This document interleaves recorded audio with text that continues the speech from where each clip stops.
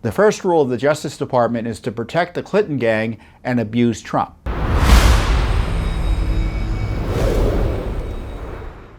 Let's begin with the beginning, which is the current crisis as it relates at least to government corruption, or at least a core part of it, is the Biden raid, the unjustified raid on the home of former President Trump that took place not too long ago. It was, they tell us, about getting presidential records and potentially classified information back.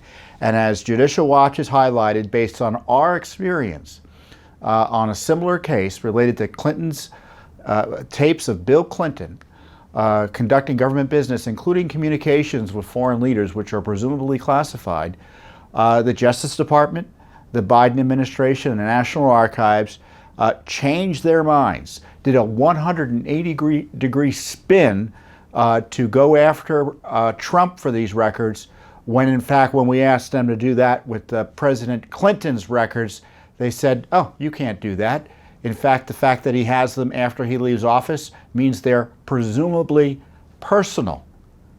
And then they go ahead and take the completely opposite position and raid Trump's home.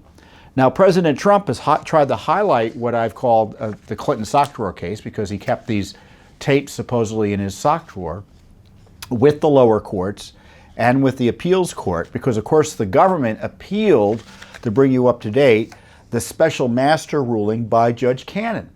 And they appealed specifically the part of the ruling that restricted the Biden operation from using for a criminal investigation, or reviewing for a criminal investigation, or any criminal investigation, the supposedly classified documents that they seized from Trump's home. Now, of course, the argument is, as Judge Cannon noted, well, are they classified or not, given the issues that Judicial Watch has raised, or that were raised in the Judicial Watch case, and that was brought to the attention of the court by Trump's team. Now, the appeals court overruled Judge Cannon on that specific matter. So the special master's continuing to look at the other documents to figure out what kind of documents they are or aren't. But the classified records for now will be kept from the court, will be kept from Trump, will be kept from the American people, which of course is very convenient and helpful to the Biden operation that has already leaked some of this material, or tried to describe some of this material, my guess is misleadingly, to news organizations, left-wing news organizations. And you can bet there'll be more leaks. And they'll be trying to launder the information through supposed briefings that are required of people like Adam Schiff in Congress. You know, so that's the situation we're facing. We're also facing a situation where the courts don't seem to understand the Presidential Records Act. Now, the Presidential Records Act, as explained by the court in the Clinton case that we pursued, and of course she was analyzing Appellate Court and Supreme Court cases about presidential records. The president is the decider in chief, and he gets to decide what are presidential records and what are personal records. And in the case of, let's say, Bill Clinton taking records with him after he left the White House, and they said, well, you know, we just presume they're personal. And the law, once that decision is made, gives no authority to the archives or anyone else in the federal government, the archives, the Justice Department, or the FBI, to second guess them. They don't have any criminal authority to go look and get those records, and they have no even civil authority to go and get those records, as Judicial Watch learned directly. Of course, the first rule of the Justice Department is to protect the Clinton gang and abuse Trump. So they changed their views on that and went after Trump. Now, Trump is trying to highlight this issue to alert the courts to it, but the Appellate Court wasn't terribly interested in it.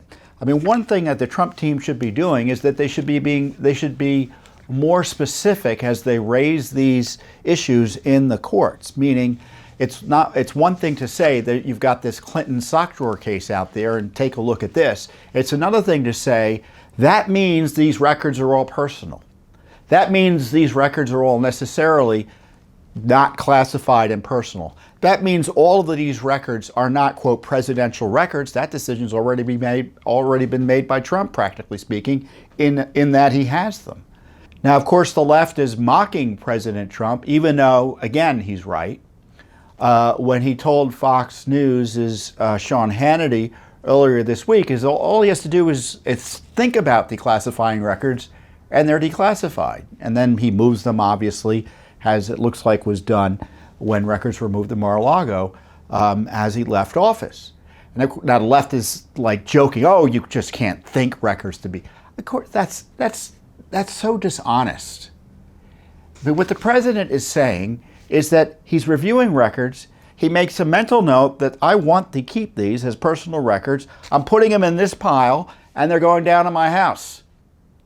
That's all that's required. So yeah, he can think that records are declassified, and as a result, him moving and shuffling the papers along to a certain pile, more or less, they become his.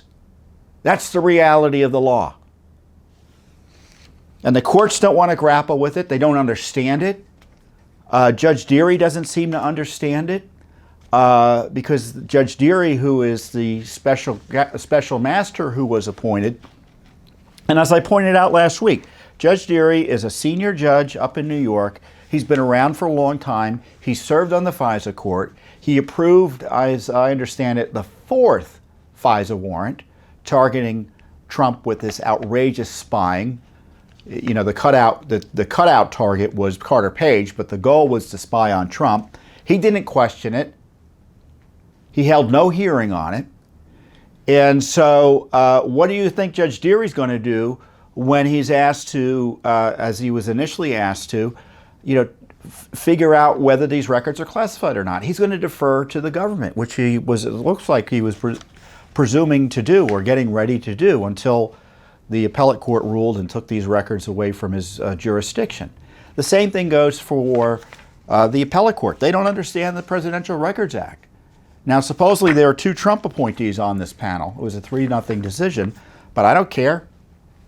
I mean, I dispute their analysis here, and I'm going to read you the key part here of this decision that the left is highlighting. Plaintiff suggests that he may have declassified these documents when he was president. Now, the plaintiff obviously is Trump. But the record contains no evidence that any of these records were declassified. And before the special master, plaintiff resisted providing any evidence he had declassified any of these documents. In any event, at least for these purposes, the declassification argument is a red herring because declassifying an official document would not change its content or render it personal. So even if we assume that the president did declassify some or all of the documents, they would not explain why he has a personal interest in them. And that was their analysis, meaning, well, he doesn't have a personal interest in them, so there's really no reason for the court to review them. Well, that's a fundamental understanding and kind of a logical fallacy of as it relates to the Presidential Records Act. The only way these records would have been, in my estimation, I shouldn't say the only way, the most likely way, and what's being argued here, is they would have been declassified in virtue of the fact they were in his possession and necessarily personal. So if they're personal, it means they're declassified. The Presidential Records Act assumes all these other records laws, including laws related to classified information. So the president could look at classified information, say, I want to keep this as a personal record, and it becomes declassified. And no one's allowed to second guess that. At least I don't understand how that could be second guessed under the law, and certainly the judge in the Clinton stock drawer case suggested that there was no way to second guess that. And she's one of the most liberal judges in the city up here in D.C. So do you understand, I hope, the kind of illogic and the failure to grapple with the Presidential Records Act? Now, some of that is they highlight, well, he didn't say he declassified them. Well, technically, it might have helped. And if I were Team Trump, I'd be really specific about these arguments as to why they apply to these specific documents. But they don't have to under this analysis of the law. And they've ignored that. They've ignored the application of the Presidential Records Act and his ability to make them personal or otherwise. So it was a judicial fail by the 11th Circuit in allowing the Biden operation to keep these so-called classified records secret still from the American people. Thanks for watching. Don't forget to hit that subscribe button and like our video down below.